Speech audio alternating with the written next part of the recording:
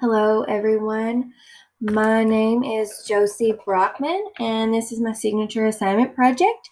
I'm doing a PLC on phonics small group instruction. So here's my table of contents, and it's mirrored by my agenda. Spend some more time on the agenda. I've got a minute on this and approximate times for the other times. I'm going to try to keep it to 20 minutes and make sure that I have explained every little bit of it.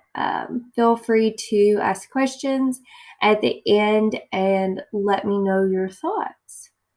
I will be something a little bit different. I will be showing you my schedule, and hopefully that will show you how I'm making this work for myself and my students.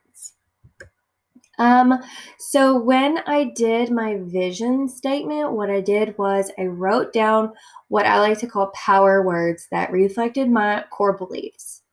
I wrote down words like positive, dreamer, collaboration, potential, encouraging. And I wrote down those words and strung them together and made these beautiful sentences that I felt really reflected my vision and my outlook as what a school should be, my vision statement. So, my school is a positive environment where students and staff are continuously in pursuit of growth. We encourage everyone to be successful and productive members of our team. We are a community of dreamers and achievers where our students come first. We collaborate together effectively in order to reach our highest potential. So the problem that I'm finding in my classroom is about phonemic awareness and the phonics continuum. So let me talk a little bit more about that. So 78% of my second graders, they're missing one or more, the majority of them more, of the core kindergarten and first grade phonics skills. And as a result, the majority of my students are not strong readers. They're not reading on grade level. They're well below where they should be. So it is a huge problem, and I feel that it has been a direct result of the time spent away from the classroom. Here is my pre-assessment data. So we did this in August. What we did was we had an open house where all the students came in at different scheduled times. And while I was talking to mom and dad about how to navigate Google Classroom, we had all hands on deck in the hallway, and we were pulling students and screening them on their phonics knowledge. We were screening them over 17 skills. And you can see that I've partitioned my graph into 3 parts. So the first part is the kindergarten skills. The second is the first, and the third is the second grade skills. Now, it's typical for the second grade skill set to be that low because, as I mentioned, they're first graders moving into second grade. I teach second grade, so it's great that they knew some, but not all. I have that opportunity to teach them those second grade skills. That's right on target. The first grade skills are very telling. You see, I had 25 students tested. I have 25 students in my class. And even in the first grade skills or the kindergarten skills, none of the 17 skills have 100% mastery from all of my students. Not even consonant names and vowel names. Those are letter names, pointing to a letter and having them say the name of the letter. That is how behind some of my students are. So obviously we had to do something about this. So before I did anything, I started researching, and I found this article called Teaching Phonics Without Teaching Phonics. Early childhood teachers reported beliefs and practices. And the reason that I chose this is because I feel like phonics has taken a back seat in recent years. There are a lot of differing opinions about teaching phonics, and I really wanted to get to the heart of it. So I thought this study would really show the strengths and weaknesses of teaching phonics in different ways. And it did. It was a study on teachers in Australia and how they felt about teaching phonics. They were early childhood teachers, so preschool teachers. However, it was interesting because it mirrors primary teachers, kindergarten, first grade, second grade teachers, and their feelings, even though, despite the focus being on preschoolers. So, in this study, they investigated the effects of, commercially produced phonics programs versus the different types of phonics instruction that they believed in. So some of them really believed in play, the instruction that didn't even really take place. And some of them wanted more explicit instruction. And then it's not just explicit instruction, it splits into different tiers of how to give different phonics instruction explicitly. So teaching phonics has been very controversial, and this study was pretty interesting. When the teachers reported, most of them, they said, we do not have an understanding of how to teach phonics. And I felt like that was so true for all primary teachers coming out of university when they come into their profession and they don't really know how to teach phonics. There's a narrow focus on that when you're trying to get your teaching degree, as well as I learned from this article, your early childhood teaching degree.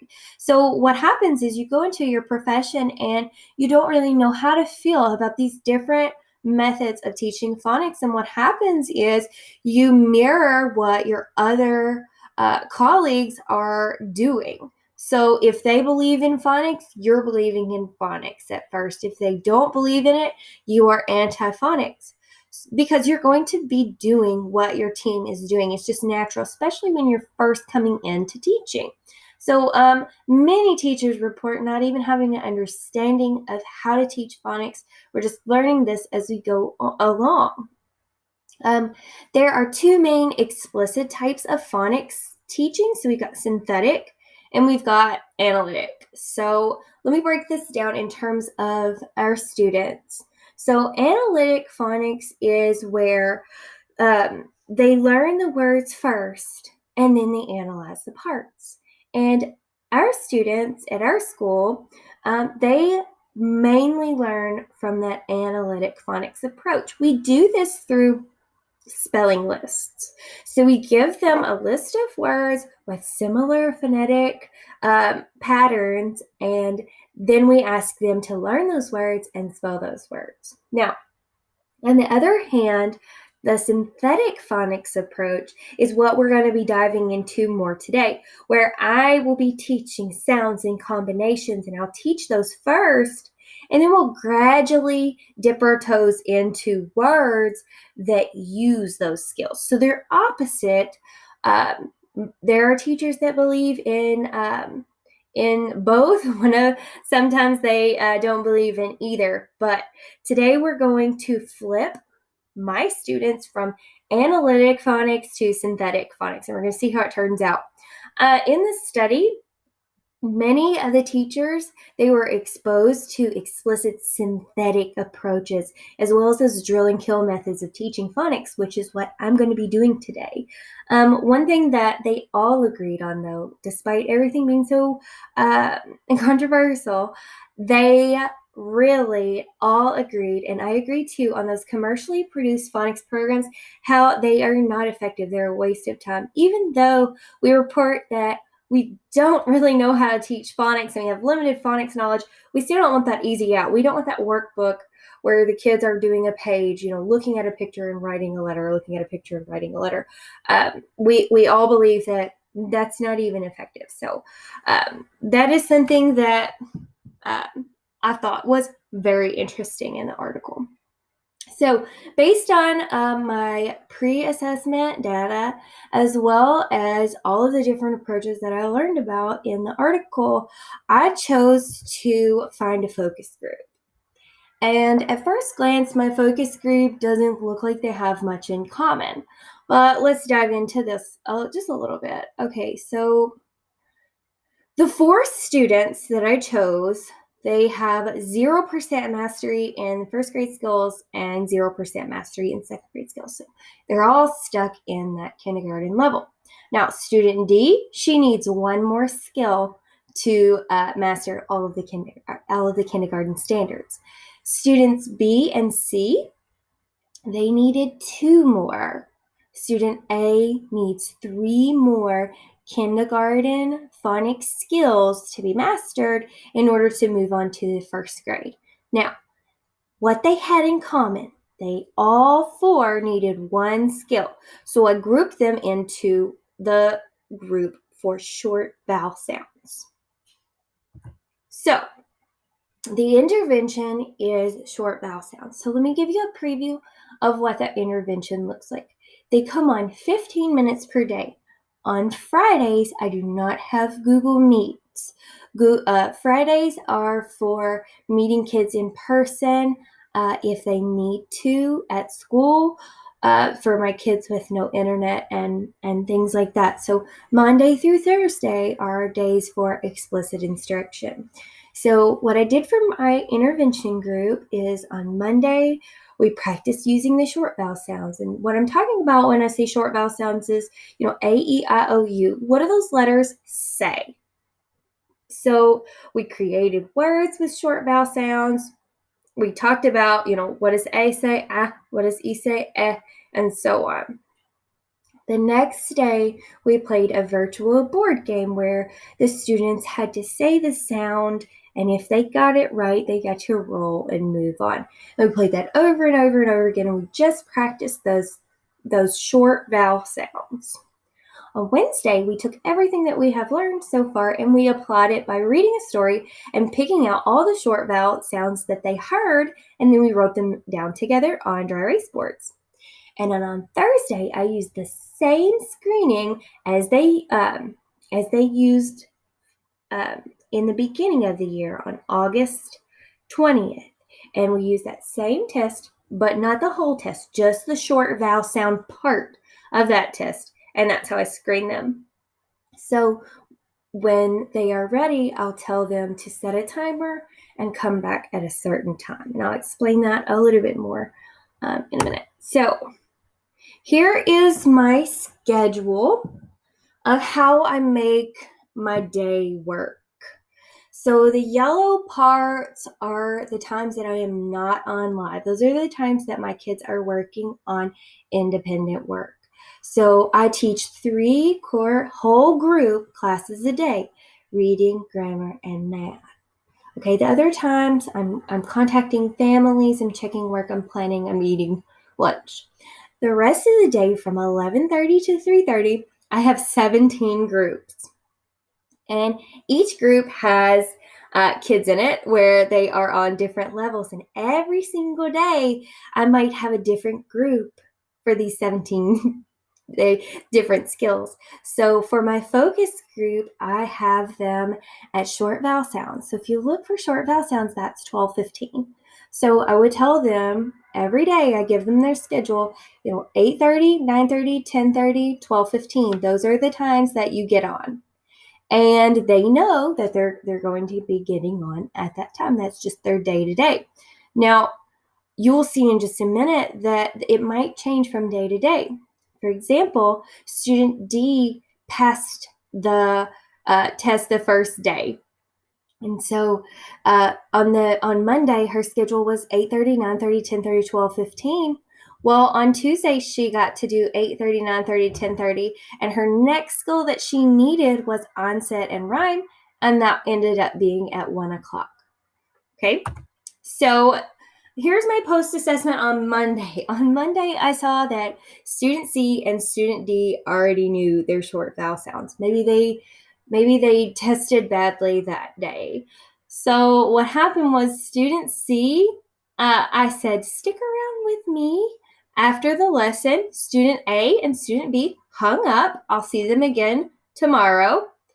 So I had student C on there, and I told student D, I said, you know what? Go grab a snack from the kitchen, mute me, mute your Chromebook, and come back in 5 minutes.